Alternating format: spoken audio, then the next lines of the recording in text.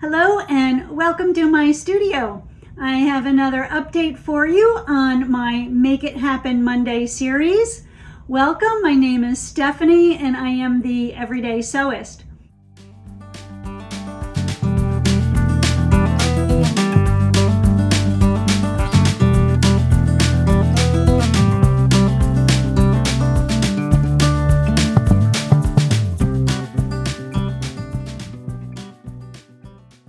So I have been working just about every Monday. I have been choosing some small project that I wanted to try out, get some work done on. This week I chose my 6-inch vintage kite papers that I wanted to try. I have never tried any of these papers that come on these pads like this. I've always just printed my own. I don't do a lot of foundation piecing, but I thought these looked really cute, so I wanted to give them a try.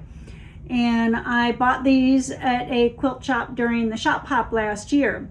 So it's been sitting around for a little bit and I wanted to give it a try. So that's what I did this past week.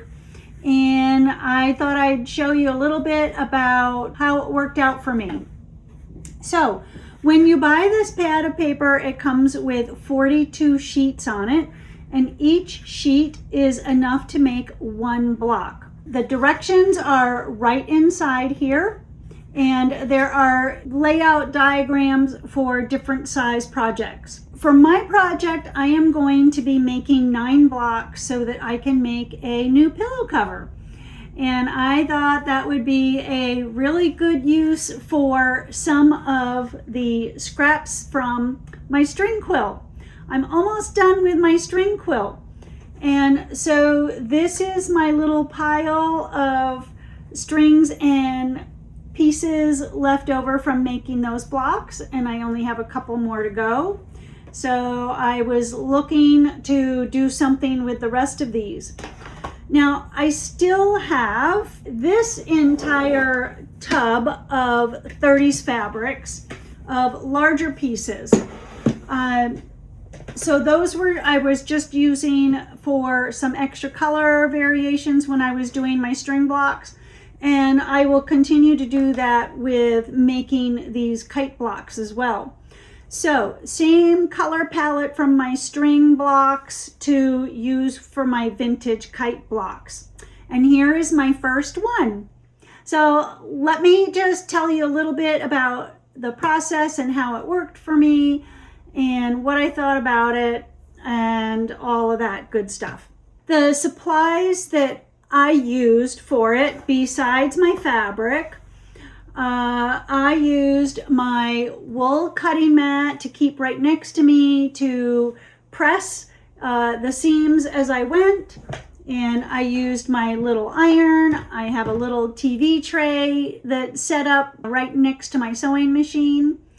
I was stitching on my Janome 7700, which was a perfect machine to me for working on foundation paper piecing. The thing I really love is that it has a automatic thread cutter. So you push a button and cuts the threads for you. When you finish sewing those little seams, I did not do a leader ender process with this. I just cut my threads after every seam, pressed it open, added the next piece, and filled those little foundation papers one piece at a time, one section at a time. That machine also sews really fast, so you can zip right along and then cut those threads. So my setup is that sewing machine and my wool mat, my iron, and then I also use my rotating cutting mat, which I love, love, love, so that as I trim, I can rotate this around to the right spot to get it comfortable. When I am trimming, what you do is, if you follow the directions in the pattern, she tells you that after you, or before you sew your next piece on, you're going to trim away a 1/4 of an inch beyond the line. So I have always, and she did not suggest it, but I do, I use my add 1/4 ruler to and I fold my paper back with on the line, and I fold it onto a postcard, over a postcard or a bookmark in this case, to give myself a nice straight line when I'm folding the paper back. And then I use my add a quarter ruler, and that just goes right up next to it. And I have my little mat here and trim away. And then the next thing I use is, I tried both washi tape and glue stick. I think I like the washi tape better. When I used the glue stick, I ended up pressing on top of the paper to the fabric and the glue stick. The paper just stuck on too much with the glue stick. So I'm thinking that maybe the washi paper worked better for me.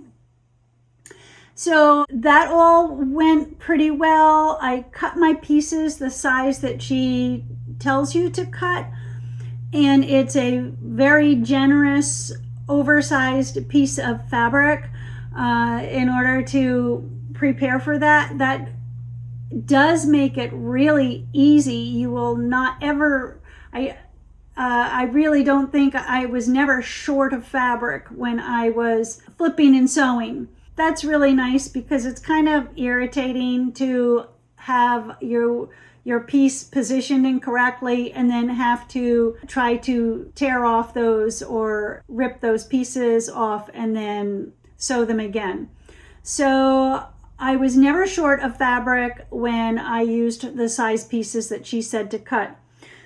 So that all went really well. I did a couple little things differently and might in the future.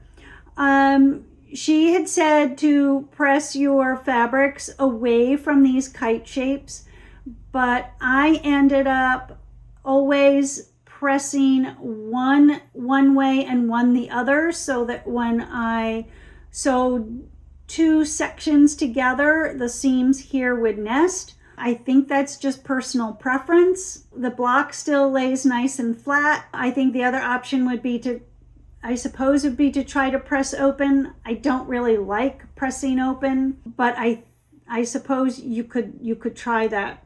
So I did change that part of her directions. The only thing that I would say that was a little bit of an issue for me is that because your pieces are so generously sized, this is the amount of waste fabric that I have after cutting and piecing the sections for 2 blocks.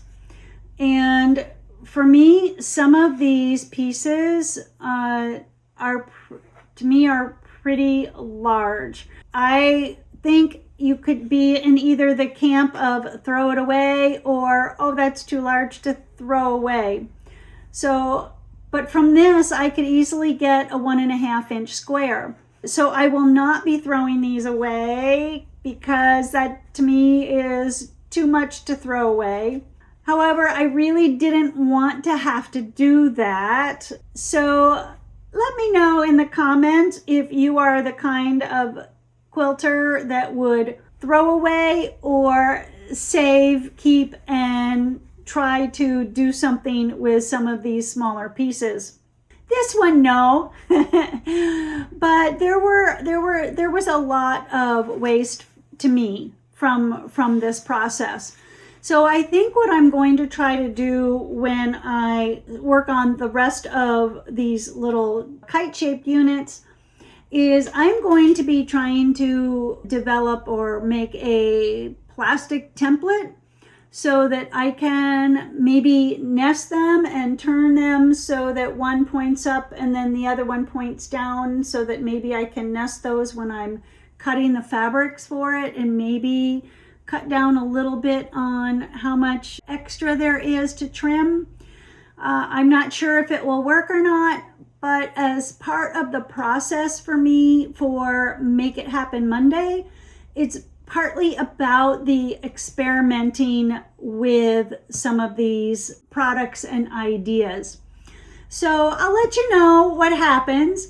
You let me know if you are a saver or a throwaway type of quilter. and I will keep you updated, and we'll see what I get to bring out next week for Make It Happen Monday. Until then, I hope you have a great week, and I hope there's a little sewing involved, and I will see you next time. Thanks for being here. Bye-bye for now.